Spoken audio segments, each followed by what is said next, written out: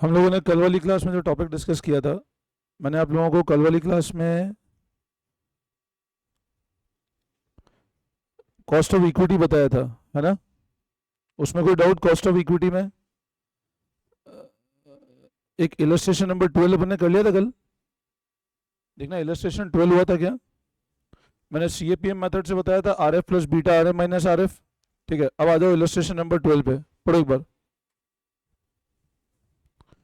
Calculate the cost of equity capital of H limited with risk free return equal 10%। तो R F कितना है? Beta 1.75 and return on market 15%। तो cost of equity निकालनी है, निकालो। क्या होगा? R F 10 plus beta return market. अच्छा, रिस्क प्रीमियम हो ना बेटा, तो ध्यान रखना R F minus R F होता है, रिस्क प्रीमियम गिवन हो तो। डायरेक्ट अगर वर्ड रिस्क प्रीमियम गिवन हो मतलब R F minus R F, तो क्या होगा? R F plus are F कितना है? 10 R F minus R F, निकालो कितना आ रहा है, कितना आ रहा है चेक करो। R F plus beta R F minus are F कितना आया? 5 इंटू 1.75 प्लस 10, निकालना कितना आ रहा है, कितना?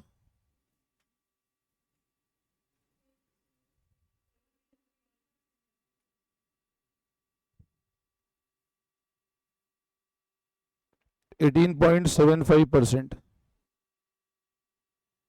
18.75% चेक करो, समझ में आया? क्लियर है? आगे देखो।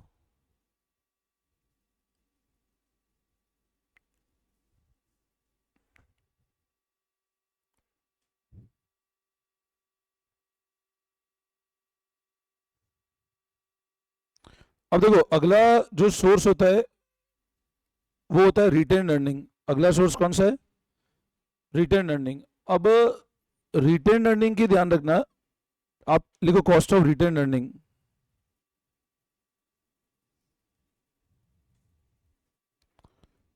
इसको रिटेन अर्निंग बोल दो या रिजर्व्स, कुछ भी बोल सकते हो, है ना? KR। देखो, अब the cost of retain earning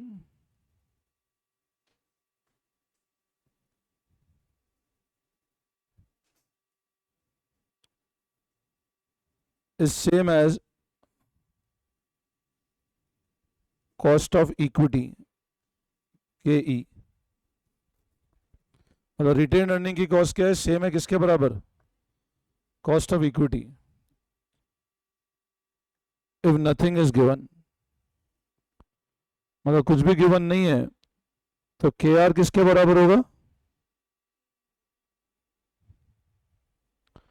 कुछ भी गिवन नहीं है तो cost of return is always equal to cost of equity.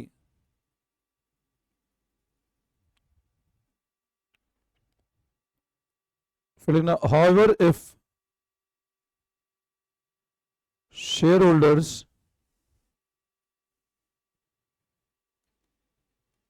personal tax rate is given, shareholders, तो देखो if shareholder personal tax rate is given, तो KR इक्वल टू 1 माइनस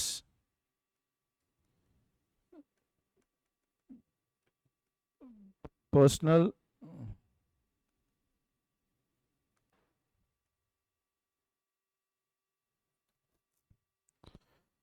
तो return earning की कॉस्ट क्या है? Same as cost of equity, अगर कुछ भी गिवन नहीं है। बट अगर शेयर होल्डर की क्या गिवन है अपने को? Personal tax rate. तो KR किसके बराबर होगा? KE into 1 minus personal tax rate.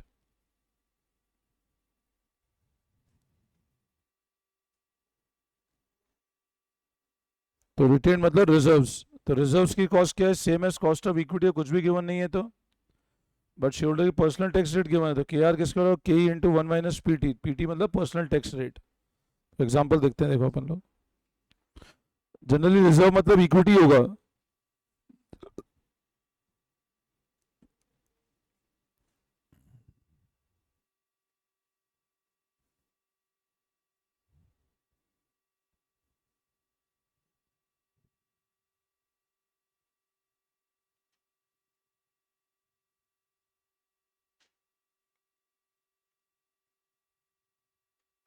देखो ध्यान दो, face value of equity show company ₹10, face value कितना है 10, well current market price is 200.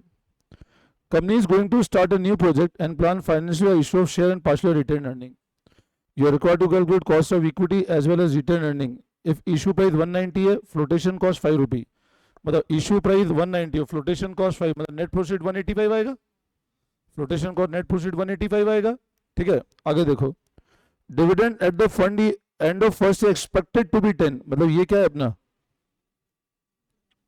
और ग्रोथ कितना है, तो D1 जैसे अपन इक्विटी निकालते हैं अपॉन, ठीक है. अब यहां पे ध्यान से समझना, कॉस्ट ऑफ इक्विटी तो क्या होगी,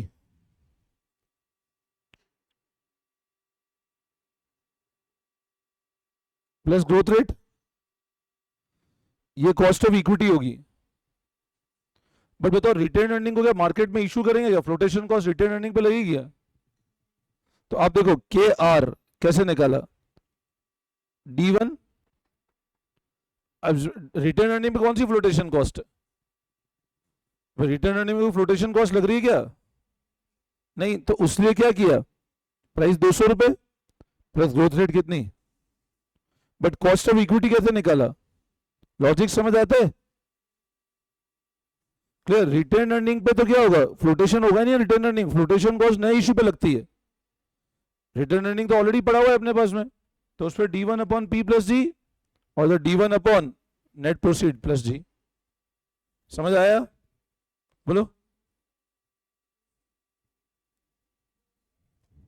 200 ये गिवन ना मार्केट प्राइस, करंट प्राइस 200 रुपए. समझ आया, कर लो, कॉपी तो नहीं करो, इलस्ट्रेशन 13 पेज नंबर लिख दो आप 4.29.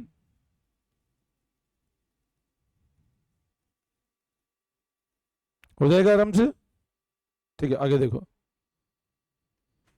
ABC company provide the following detail, D0 4.19, P50 growth 5% है, तो के क्या होगा,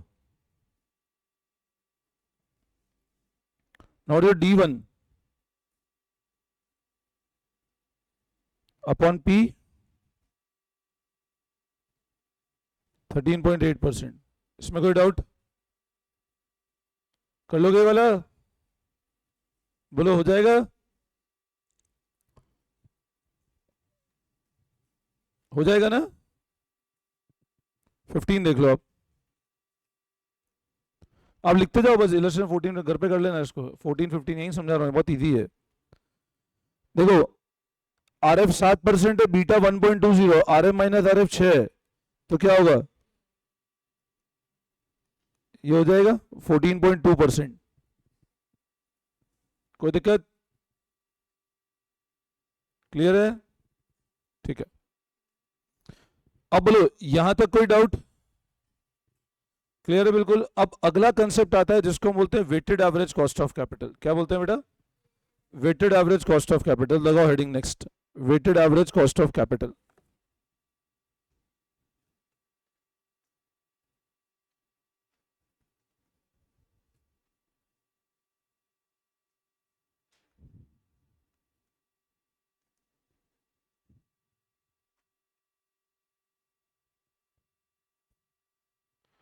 और ब्रैकेट में लिखो WACC, weighted average cost of capital.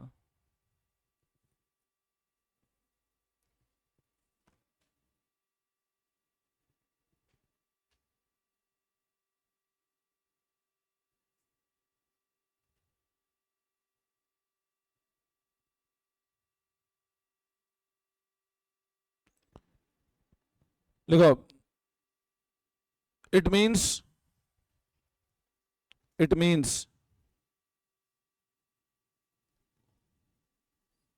calculation of cost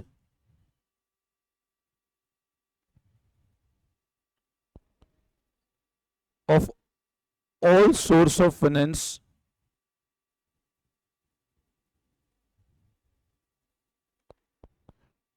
taken together.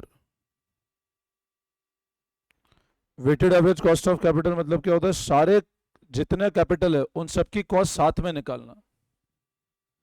Weighted average cost of capital मतलब क्या होता है, जितना भी कैपिटल है, जैसे इक्विटी हो गया, प्रेफरेंस हो गया, डेट हो गया, रिजर्व हो गया, इन सबकी कॉस्ट जब हम लोग साथ में निकालते हैं, मतलब जितने भी अलग अलग सोर्स है फंड के, उन सबकी कॉस्ट जब साथ में निकालते हैं तो कहलाता है weighted average cost of capital. मतलब cost of capital for all source of finance taken together. अभी तक हम लोगों ने क्या सीखा, इक्विटी कॉस्ट अलग निकालना सीखा, डेट की कॉस्ट अलग निकालना सीखा, प्रेफरेंस की कॉस्ट अलग निकालना सीखा।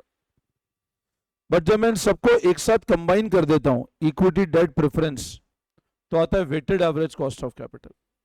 मतलब सारे सोर्स ऑफ फाइनेंस की कॉस्ट को एक साथ कंप्यूट करना कहलाता है weighted average cost of capital. समझे बात को?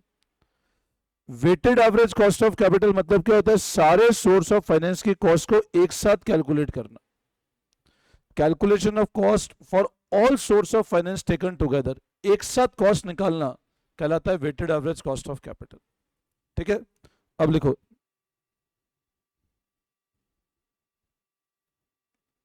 Calculation of WACC।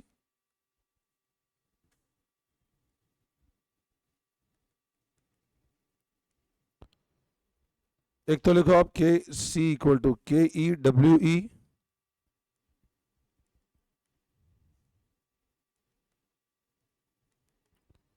एक तो फॉर्मूला ये लिखो, KEWE KDWD KPWP और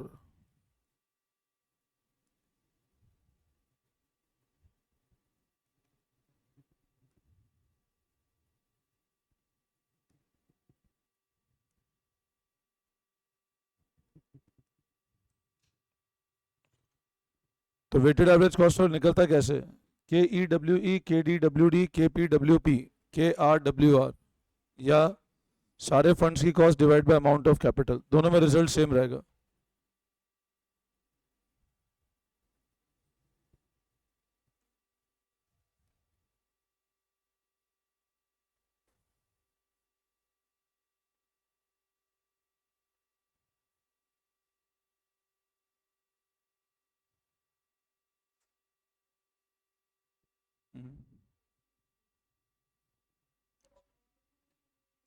KC हाँ,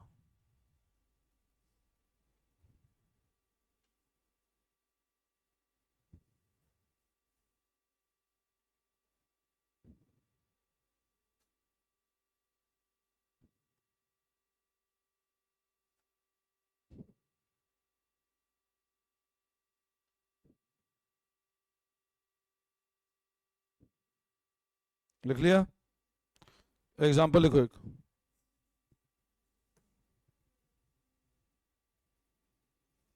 नोट कर लिया, एग्जाम्पल लिखो।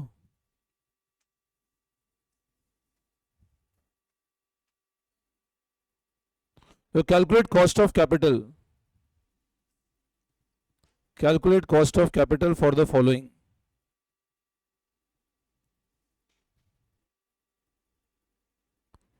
Calculate cost of capital for the following.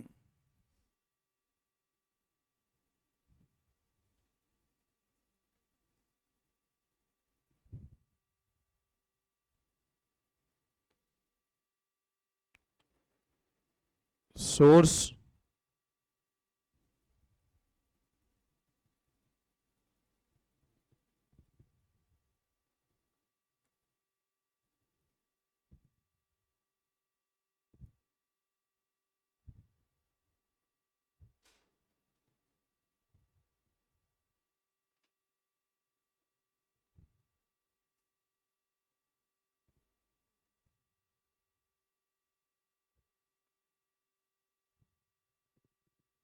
अब ये एक सिंपल सा क्वेश्चन है जिसमें कॉस्ट ऑफ कैपिटल निकालनी है।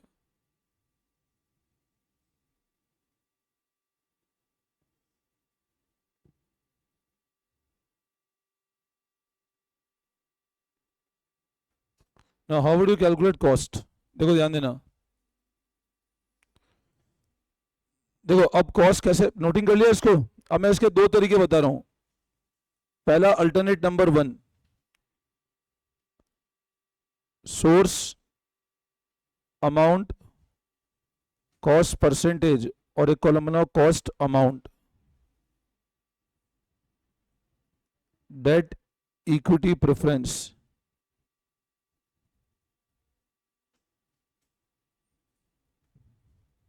सब लोग एक मिनट इधर ध्यान दो।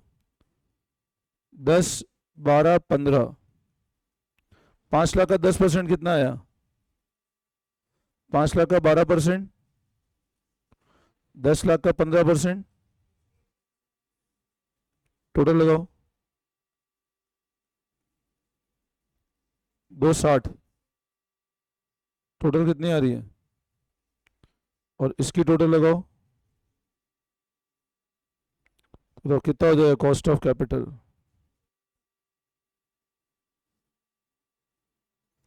अब सबको मिलाकर के कॉस्ट कितनी आई बेटा? 13%। एक तो तरीका ये, एक और तरीका समझ लेना एक बार आप लोग। ये तो पहला तरीका हो, ये तो सबको क्लियर है, इसमें तो कोई डाउट नहीं है। कॉपी कर लो फटाफट इसको।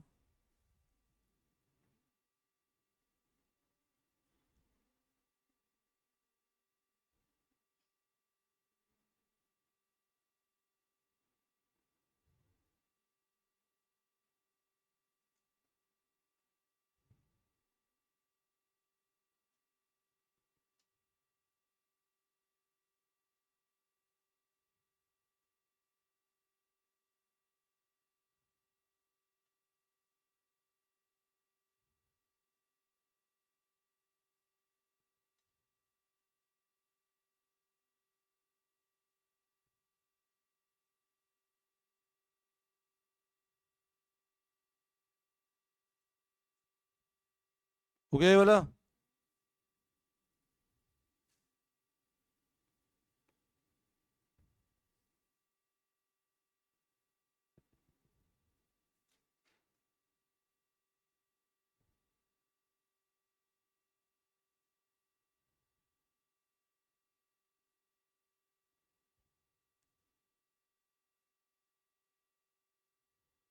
कर लिया क्या? अच्छा, अब एक और तरीका क्या हो सकता है? आप ऐसे फॉर्मेट बनाओ, लिखो सोर्स, अमाउंट, कॉस्ट, परसेंटेज, एक कॉलम बनाओ वेट। सोर्स में वापस वही debt equity preference, 5 lakh, 5 lakh, 10 lakh.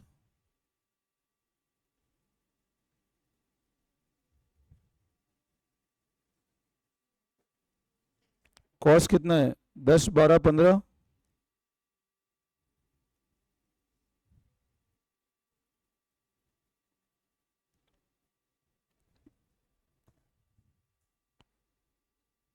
अब एक और तरीका, इधर ध्यान देना एक बार, ये कॉपी कर लो पहले।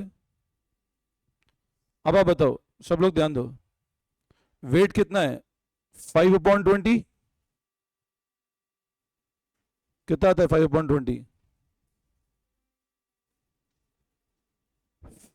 वापस 0.25।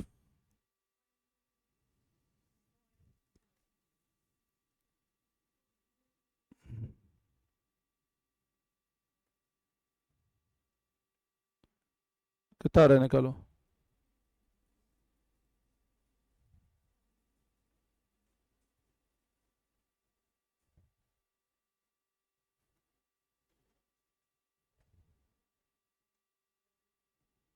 कितना आ रहा है? वापस सेम आ रहा है 13%। दोनों तरीके समझ में आ गए? चेक कर लो।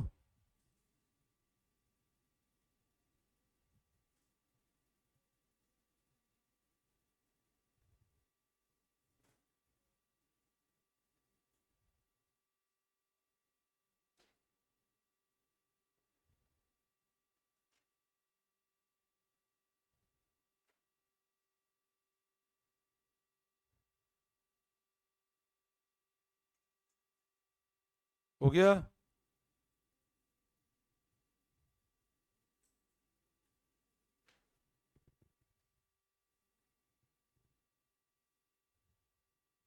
क्लियर है?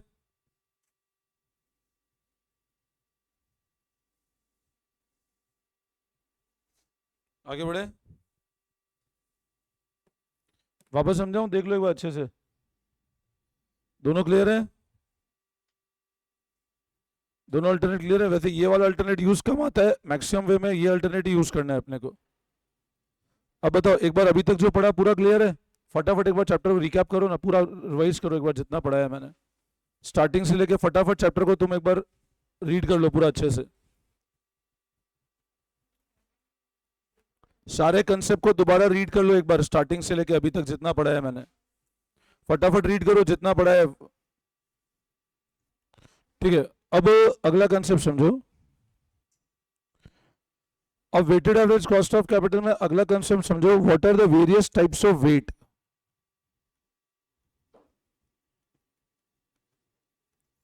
मतलब हम जो वेटेड एवरेज कॉस्ट ऑफ निकालते हैं उसमें कितने अलग अलग तरह के वेट्स होते हैं। अब है ना, आप ये चीज समझना, ये जो अपन ने अभी क्वेश्चन किया ऊपर, इसमें आपको दिख रहा है वेट, ये डब्ल्यू, मैं इसकी कैटेगरी बता रहा हूं। What are the various types of weight in weighted average cost of capital. तो जो वेट होते हैं ना, वो दो पार्ट में डिवाइड होते हैं।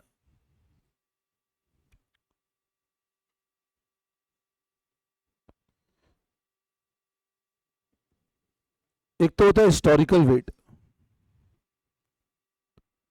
और सेकेंड कैटेगरी जो होती है वो होती है बेटा मार्जिनल वेट्स की।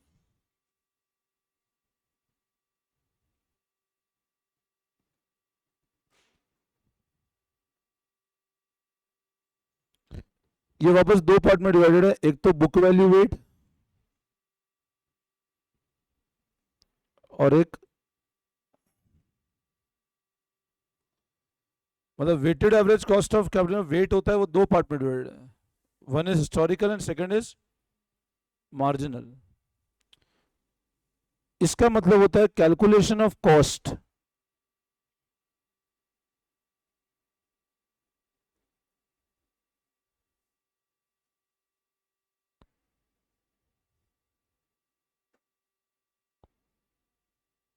तो weighted average cost of weights are divided in two part, one is historical and second is marginal. Historical weight वापस दो पार्ट में, one is book value, second is market value, और मार्जिनल मतलब calculation of cost for new source of fund. तो लिखो ऐसे आप,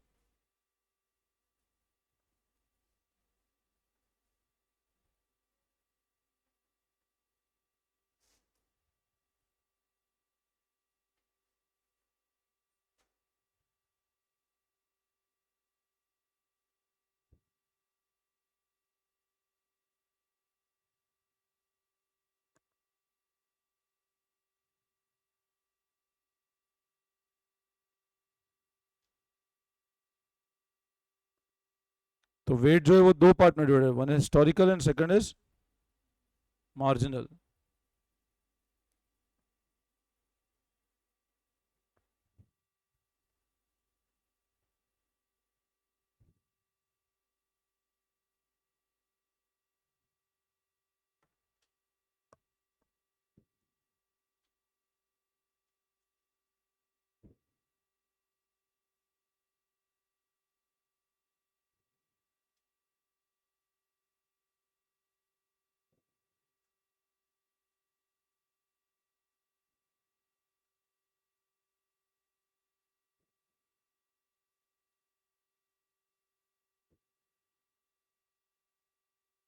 लिख लिया? Now what is historical weight? तो लिखो आप, calculation of cost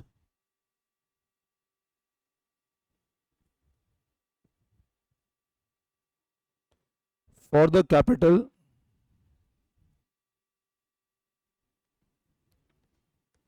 which is already issued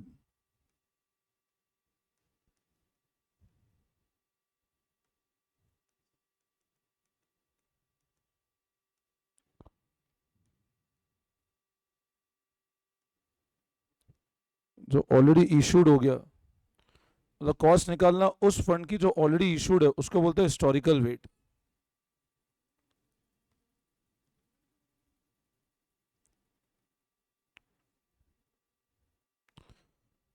मतलब calculation of cost for capital which is already issued, जो ऑलरेडी इशू हो चुका है, उसको क्या बोलते हैं? Historical weight. मतलब उस कैपिटल की कॉस्ट निकालना जो क्या हो चुका है ऑलरेडी, उसको क्या बोलते हैं? Historical weight. और ये दो तरह का मैंने बताया, एक तो बुक वैल्यू और एक कौन सा होता है? Market value. One is book value and second is. और अगर मैं बात करता हूं मार्जिनल की, मतलब नए फंड की कॉस्ट निकालना, कॉस्ट निकालना कौन से सोर्स ऑफ फंड की, तो वो कहलाता है मार्जिनल वेट। अब आप लिखो बुक वैल्यू का मतलब क्या होता है? Book value of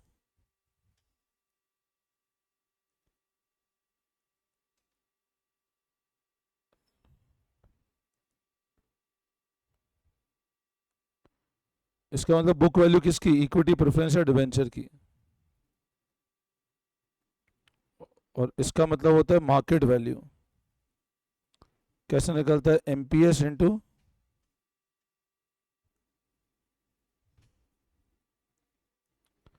number of shares oblique debentures.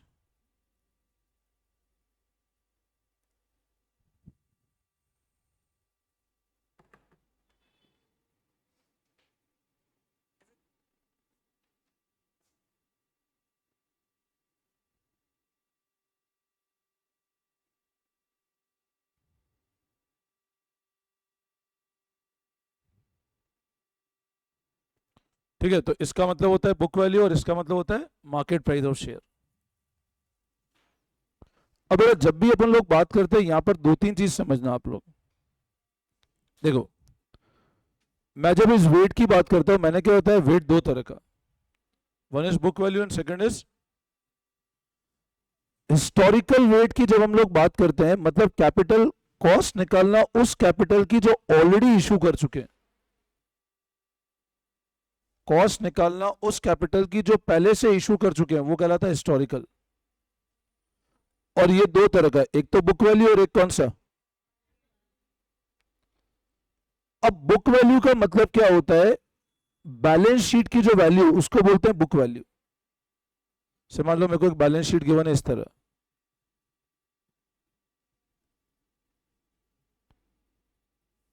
अब 5 लाख का इक्विटी है, 2 लाख का प्रेफरेंस है, और बोलते 10 रुपए का एक शेयर है, मतलब बोलो कितने शेयर हो गए? अब ये जो वैल्यू बुक्स में गिवन है, ये कौन सी वैल्यू है? बट मान लो मैंने कहा मार्केट प्राइस लेट से एक शेयर की 20 रुपए, तो अगर मैं 50,000 को इससे मल्टीप्लाई कर दूं, तो ये क्या आ जाएगी मेरी? तो मार्केट वैल्यू का मतलब क्या होता है? Number of share into market price of share, वो मार्केट वैल्यू। समझे बात को? नंबर ऑफ शेयर में जब मैं मार्केट प्राइस मल्टीप्लाई कर देता हूं तो क्या बन जाती है? वो मार्केट वैल्यू। अब हमेशा एक बात ध्यान रखना, जब भी अपन लोग weighted average cost of capital निकालेंगे, जब भी हम लोग weighted average cost of capital निकालेंगे, और अगर हम लोग लेते हैं वेट बुक वैल्यू के और एक लेते हैं मार्केट वैल्यू के, जो बेसिक डिफरेंस आएगा वो आएगा रिजर्व्स के अंदर। बेसिक डिफरेंस किसमें आएगा?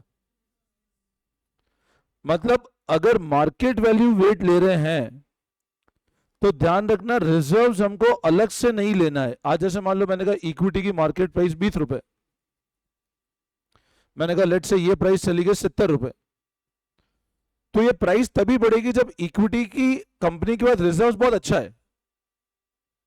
मतलब जैसे एग्जांपल समझाता हूं, मैंने ऐसा बोला, एक कॉलम बनाया source, debt equity preference reserve amount 5 lakh, 8 lakh, 3 lakh और 5 लाख। इसकी कॉस्ट गिवन है मान लो मेरे को,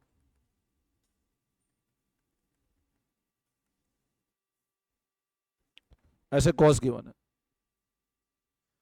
अब एक चीज हमेशा ध्यान रखना, ये तो अगर मैं बुक वैल्यू वेट ले रहा हूं तो ऐसे करना है, और मान लो मैं मार्केट वैल्यू लेता हूं तो क्या होगा? ध्यान दो, मैंने कॉलम बनाया सोर्स, प्रेफरेंस और अब मैंने क्या लिखा है यहाँ पे इनकी, अब मान लो इसका मार्केट प्राइस गिवन है, इसका मार्केट प्राइस गिवन है, इसका मार्केट प्राइस गिवन है। अब अगर मैं मार्केट वैल्यू वेट ले रहा हूं तो ये वापस नहीं लिखना है मेरे को। मतलब मार्केट वैल्यू वेट में जो इक्विटी की मार्केट वैल्यू है वो इंप्लाइड रिजर्व्स को इंक्लूड कर रही है। मतलब जब भी हम लोग वेट लेते हैं मार्केट वैल्यू वाले तो रिजर्व को अलग से लेना है, बस ये ध्यान रखना आप। ठीक है, तो इसकी मैं थ्योरी आपको बता देता हूं तो आपको थोड़ा समझ आ जाएगा।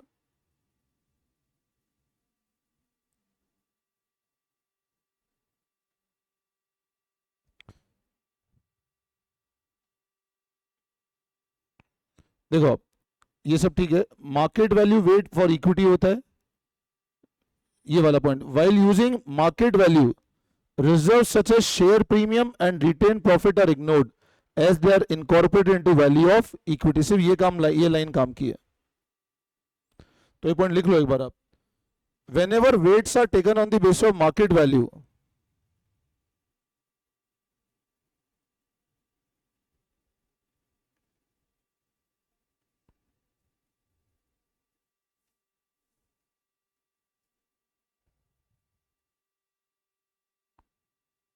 don't consider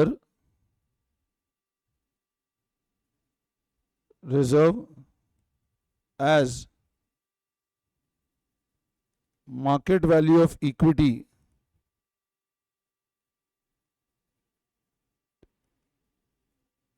includes the value of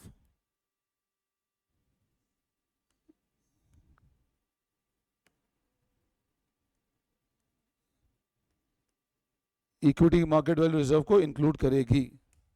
बस ये पॉइंट सब लोग ध्यान रखना अच्छे से, है ना बेटा।